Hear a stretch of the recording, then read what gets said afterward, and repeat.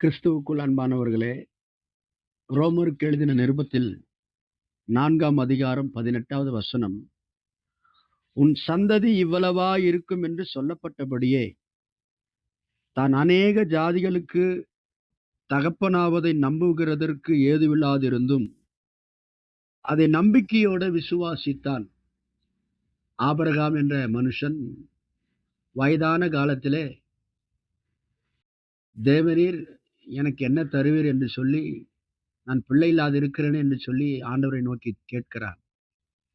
கர்த்தர் அவனை வெளியே அழைத்துக் கொண்டு வந்து வானத்து நட்சத்திரங்களை காட்டி, இது உன்னால் எண்ணக்கூடுமா? எண்ண முடியாது அல்லவா? அதுபோல உன் சந்ததியை பெருகப் பண்ணுவேன் என்று வாக்கு கொடுக்கிறார். அந்த வாக்கு கொடுக்கிற நேரத்தில் அவனுடைய மனைவியுடைய கர்ப்பம் செத்துப் போயிருக்கிறது. அப்படி என்று சொன்னால் மனைவிக்கு வயதாகி விட்டது. ஆபிரகாமுக்கு வயதாகி விட்டது. நம்புவதற்கு எந்தவித ஒரு அடையாளம் இல்லை. நம்புவதற்கு சாதகமான எந்த ஒரு காரியமும் இல்லை. அப்படிப்பட்ட சூழ்நிலையில தேவன் வாக்கு பண்ணினதை நிறைவேற்ற வல்லவராயிருக்கிறார் என்று அவன் சந்தேகப்படாமல் இருதயத்திலே நம்பினான். அவன் சூழ்நிலைகளை பார்க்கவில்லை, தன்னுடைய பலவீனங்களை பார்க்கவில்லை, சரீர தோற்றத்தை அவன் பார்க்கவில்லை. கர்த்தருடைய வாக்கு அது மாறாதது. கர்த்தர் எப்படிப்பட்டவரோ அவருடைய வார்த்தையும் அப்படியே இருக்கிறது. ஆகவே அவருடைய வார்த்தையின்படியே அவர் செய்ய வல்லவராய் இருக்கிறார் என்று முழு நிச்சயமாக அவன் இருதயத்தில் நம்பினான்.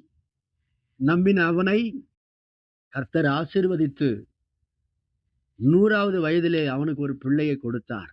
ஆம், தேவனுடைய பிள்ளைகளே, நீங்களும் நான் ஆராதிக்கிற தேவனால் கூடாத காரியம் ஒன்றுமில்லை. உங்களை சுற்றி சூழ்நிலைகள் வித்தியாசமா இருக்கலாம். அதன் மேல் உங்கள் கண்களை வைத்து நீங்கள் உங்களுடைய காரியங்களை மதிப்பீடு செய்யாதீர்கள். உங்களை அழைத்த தேவன் நீங்கள் நினைப்பதற்கு மேல அவர் வாக்கு பண்ணியிருக்கிறார். அவருடைய வார்த்தையின்படியே கர்த்தர் இந்த நாளிலே உங்களை ஆசீர்வதிப்பார். இருதயத்திலே சந்தேகப்படாதிருங்கள், விசுவாசத்தோடு இருங்கள்.